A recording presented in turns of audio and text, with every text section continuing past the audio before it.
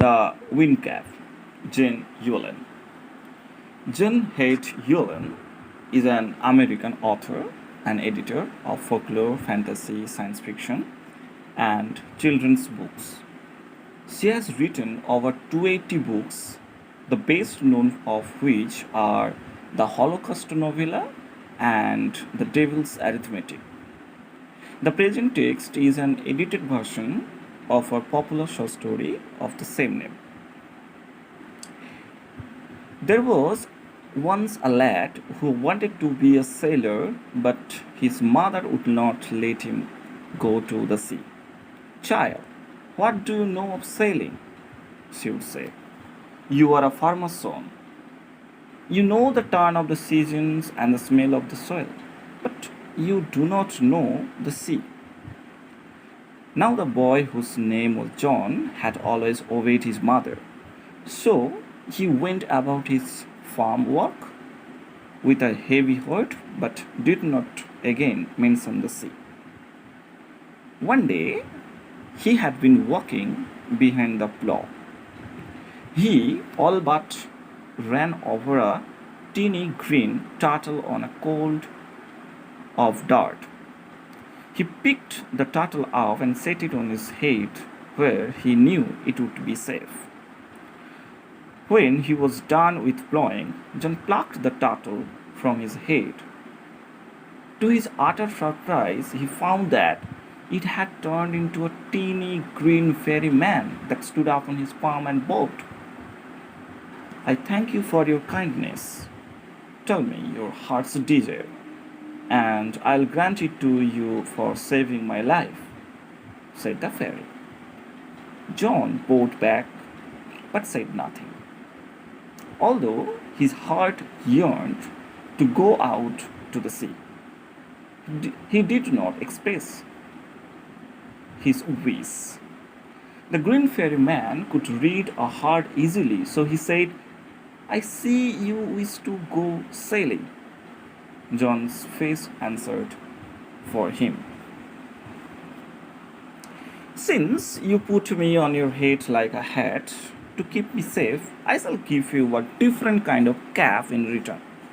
The kind sailors most desire. A cap full of wind. But there's one warning. No human hand will ever be able to take it off. Then, with a blink, the fairy man disappeared, leaving a stripped cap behind. Young John put the cap on his head and ran home to tell his mother. No good will come of the wind cap, she said. But the lad would have none of her cautions. The very next day, putting on the sailor's caps, he ran off to the sea. On seeing a ship anchored near the shore, he requested the captain to take him along. Thus began his first ever sea voyage. Well, the wind cap worked as the fairy had said, but that one condition prevailed. Now that was both bad and good. It was bad because John could neither take his cap off before his captain nor at bedtime. And it was good because neither could he lose the cap nor could it be stolen from him.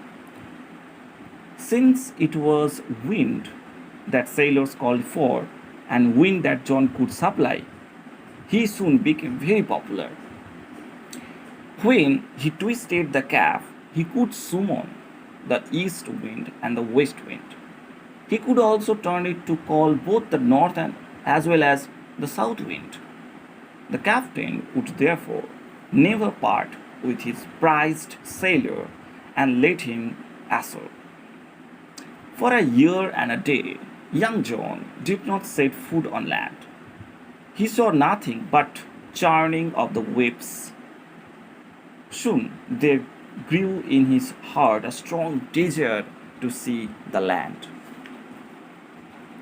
Oh, let me go ashore just for one day, he begged the captain when they had sighted land. He promised the wood promise he would return, but the captain was unmoved.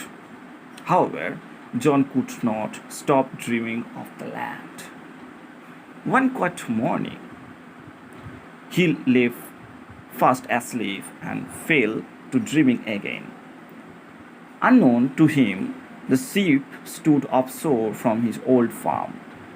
In John's dream, the seasons turned rapidly, and as each turned, so did John in his bed. Consequently, the cap on his head twisted round and about. It called up a squall from the clear sky that hit the ship without a warning. The wind had been whirling about the boat, tearing the sails and snapping the spars. It's his fault, the sailors cried. They shouted in anger and fear and tried to rip the cap off his head. Well, they were unsuccessful, for it was a fairy cap. They pulled it and twisted it, and so the squall became a storm, the mightiest they had ever seen. The captain ordered his men to bring John before him. In anger, he grabbed him by the tail of his stripped cap, twisted him thrice, and flung him out to the sea. But the winds called out by the cap spun the ship 3 times around. As John went under the waves, the cap came off his head. Soon the storm stopped, and John swam ashore. The cap followed him. When he got to the land, John picked up the cap and ran home to his mother and farm. Again in the winter, when the snow lay heavy on the fields, he began to dream of the sea. John went to the wardrobe, got out the fairy cap, and started at it for a long moment. Tucking it in his shirt, he ran out to the field. He placed the wind cap under a stone where he knew the ferryman would find it. Then he left again for the seas. For the rest of his life, John spent half the year on a ship and half on the shore till at last he owned his own boat and 100-acre farmland. From then on, he came to be known as Captain Turtle, for he was as much at home on the water as he was on the land.